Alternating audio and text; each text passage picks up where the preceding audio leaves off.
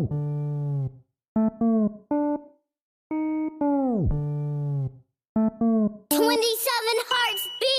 down road, backwood full of dro. Trunk full of wax and look bright gold. I don't give a stop by the pole. Roll the windows down, that's all straight smoke like whoa. Hello YouTube and welcome back to my channel. I am so tired, but that's okay because I am here in Anaheim, California for VidCon. It is 9:17 in the morning. I'm already running late and I need to get coffee and something to eat. But yeah, it is VidCon day one. I don't even really know what to expect. This is my first ever VidCon, but I think it's gonna be great. So I will see you guys there.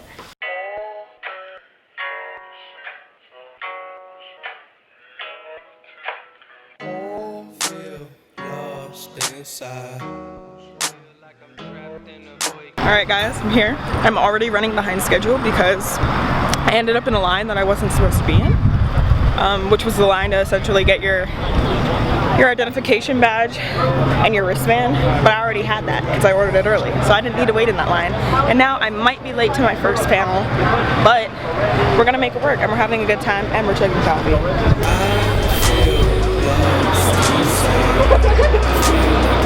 Yeah, we're here talking about the evolution of online video communities. My name is Joan. I'm the executive director of Uplift, which is a nonprofit that tackles sexual violence in online communities. Alright guys, so I just got out of the panel with Tay Zonde, Lindsay Ellis, and a bunch of other creators. It was called The Evolution of Video Communities. And we're off to a really great start. Lindsay Ellis is one of my top 2 favorite creators, just on a personal level. She makes video essays about film, and that's always been super interesting to me as someone who's a film buff and also someone who loves writing about and studying film, even though that's not exactly my major, but I do want to work in entertainment in general. Anyway, so her and Mikey, also known as Glam&Gore, are my 2 favorite creators, and they're just the most fun to watch for me and the most interesting. So seeing Lindsay in person was really great because just the way she articulates herself is something I've always been drawn to. And it was really cool to see her thoughts about things in person, like in real time. I'm a little shook from that, to be honest. And then I see Mikey in a few hours, but before that I go and see Ava Gutowski, also known as MyLifeAsEva. She is more the creator that I aspire to be most like, because once I get out into the professional sphere, what I want to do really is travel vlog, because I want to move into touring. So I want to be able to travel the world with an artist essentially and work in management and all that kind of stuff. But it would also be really cool if on the other side of that I'm able to document things and create mini docs or vlog the experiences of the artists I'm working with.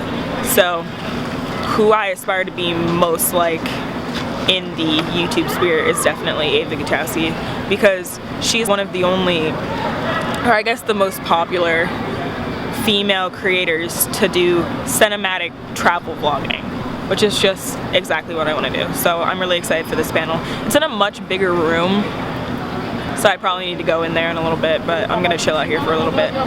Update you guys later.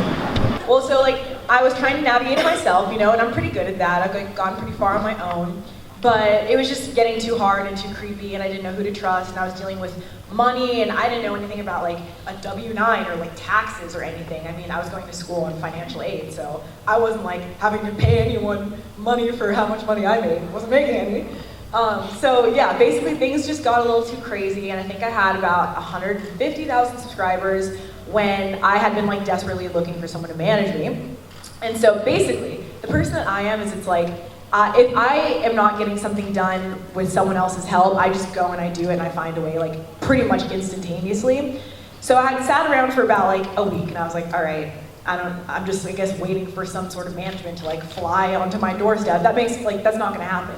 Excited to have Ava giving me a haircut. That's what a manager does, actually. So as a small creator, what are some steps that someone could do to position themselves to be represented by management if they don't have the numbers yet? But what's the tea on that?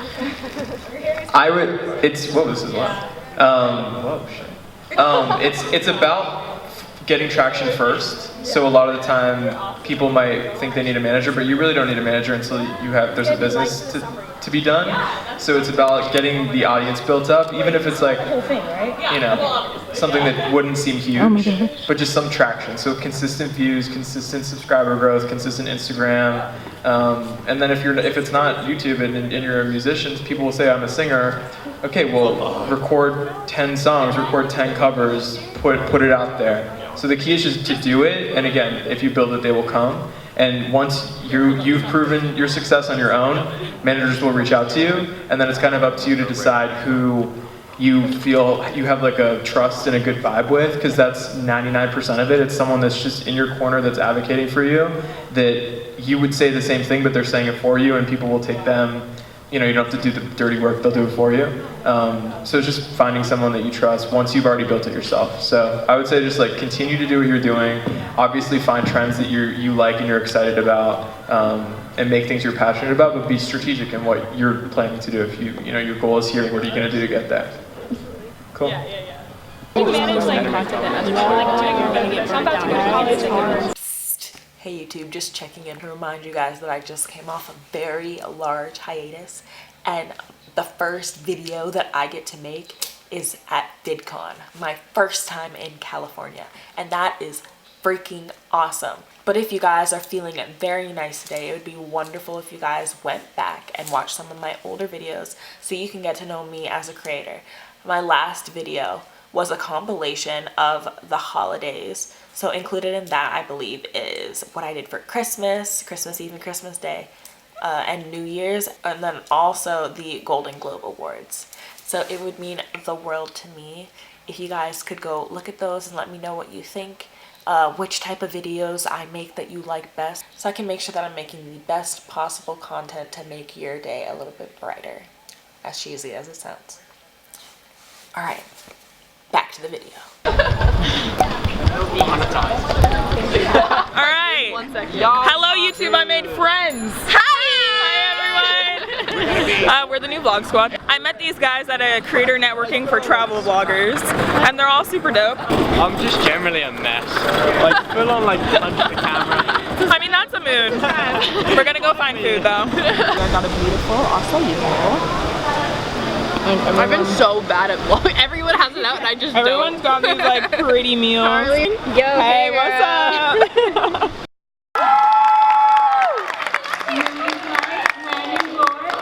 Your stairs over here. And good night moon.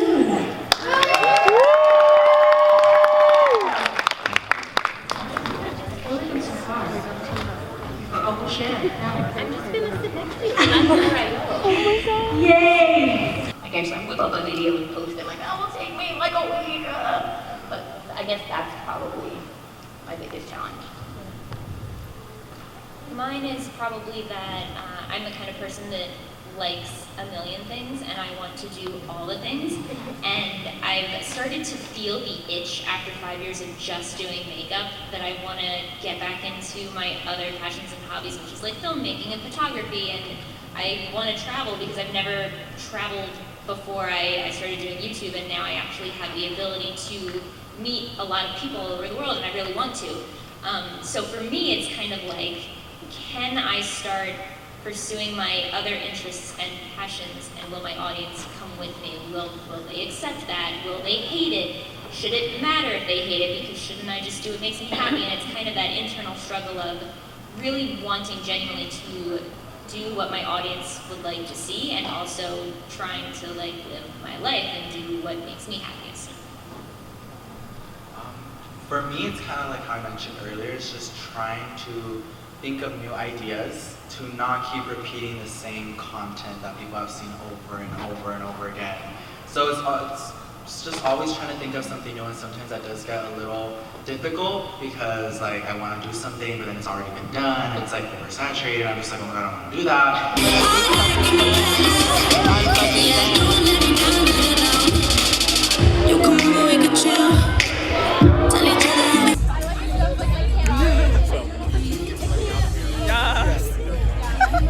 Hi, I'm vlogging and I love you. You're so tall. Nice Nice to meet you. I'm just like, thank you for doing what you do because it's really inspired me to like grow my love for special effects makeup. All right, so I haven't formally updated the vlog in a minute. I'm sure this is plugged in, yeah. But I went to Ava Gutowski's panel earlier, which was really awesome. It was more casual. It was more just like her talking about her team, how she was able to find a manager and her like life experiences and that type of stuff. And then I went to the Changing Faces of Beauty panel specifically to see Mikey, also known as Glam&Gore, because I'm obsessed with her. Mikey, her entire personality, everything about her, I just really love her. I think I've shown it a little bit on my channel, but on the side I have done special effects makeup for my friends' films, and it is something that I really love doing and really love learning about, and she definitely has fostered that love for me with her channel's content. And I just overall think she's a very like strong, inspirational person that you can look up to. And it's really crazy that I met her. I literally, as soon as that happened, I immediately walked outside and had to like sit down because I was shaking. And I literally don't fangirl over anyone, especially working in entertainment, wanting to work in entertainment. I'm not really phased. But when it comes to her, I definitely fangirl over her, for sure. Whenever she likes my tweets, my heart just like drops to the floor because I just love her. So it's really cool to be able to meet her. I didn't expect to. After this, I'm now about to go to the BuzzFeed Unsolved panel. I love BuzzFeed Unsolved. If you couldn't already tell, today I'm going more community track. I'm going to a lot more community track type panels and stuff like that. God damn it. And then tomorrow I'm doing pretty much all creator track type stuff, and then Saturday it's kind of a mix of both. Tomorrow is the more educational day, today is the more like, let's just see some creators that inspire me type day. And it's been really fun. I'm really enjoying California.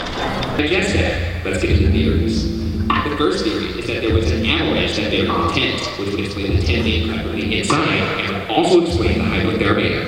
By the way, there is an effect called paradoxical undressing, where disoriented hypothermia victims remove their clothes because their bodies feel like they are burning. This would explain the nearly naked bodies, but this theory has no answer for the radioactivity found in the clothes, nor the missing tongue. Yeah.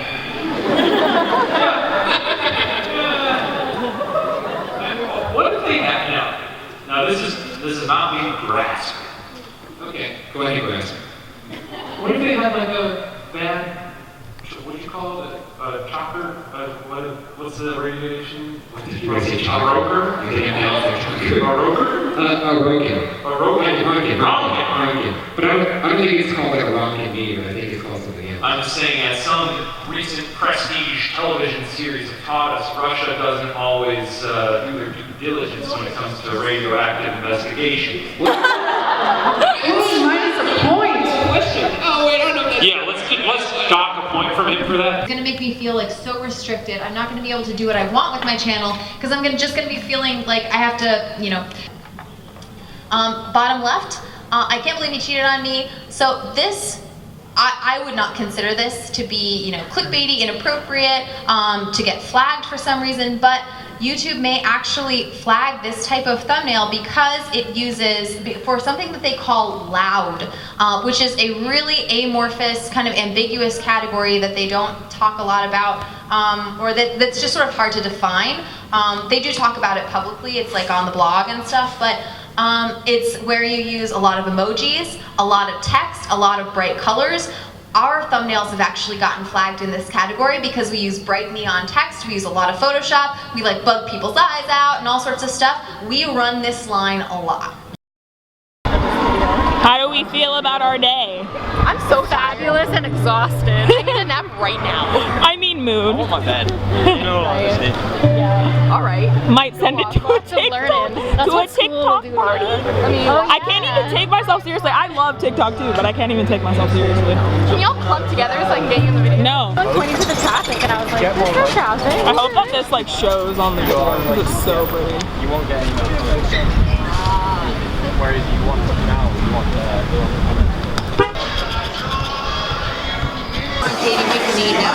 So much pressure. Everyone's taking video. You got that. Hey. Let me know when you're done. Good. If you ever say it again. It looks so good. Super awesome. Alright, hello YouTube. It's been a full day. I'm very exhausted, but not the type of exhausted I was this morning from the plane. I'm very sorry that clip was, I was so low energy. But I can't even express in words how wonderful this experience has been so far. I expected it to be great, and honestly it's amazing in different ways than I expected. Like I planned for this to be a solo trip. I didn't know I was gonna meet such like genuine people.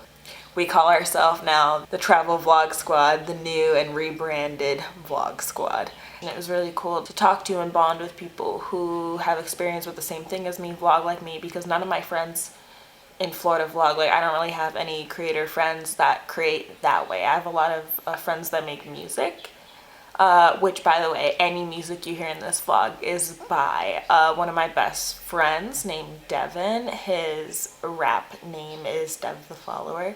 So definitely go be a stan. He's incredibly talented. It's a whole different situation when you're meeting people that really are into the exact same thing as you, and you can really like pick their brain and they can pick yours, and it's just something you don't find often.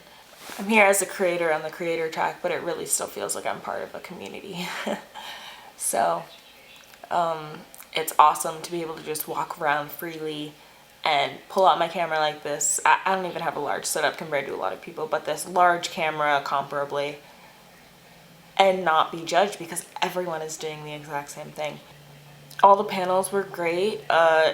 If we want to like take a more critical stance, well, not negative, but like a more critical stance, my favorites were definitely the evolution of online video communities and the analytics panel with two YouTubers from Game Theory. And it was incredibly informative. I took notes. I basically just wrote down every single word verbatim from their PowerPoint slides because it was all just very useful and very applicable. And they basically just told you how you can use the analytics from your creator studio to monitor your viewers and what they're liking, what they're not liking, what's doing well, what's working for you, so that you can grow your channel. So growth hacking. So that last panel I went to today was 5:30 to 6:30, and it's getting me very excited for tomorrow, where I'm doing pretty much all creator track panels as opposed to community track. Community track is more like YouTuber talks that are more targeted towards fans of the YouTube community. Creator track is for like people who make videos. And then there's also an industry track, which is very expensive for professionals in this space. Yeah, all in all, it's been a very good day. I hope that you're enjoying me covering VidCon so far. I need to get some sleep. It's after midnight. So this is a little anecdotal, but I'm sure a lot of you guys here on YouTube were fans of O2L, Our Second Life, when they had their collab channel. And I remember distinctly a video they put out. I'm not sure, I don't think it was at VidCon. I think it might have been at DigiCon or another convention. But all the O2L boys were there. And I don't know how it came about, but they all kept saying, "Girl, we in Anaheim."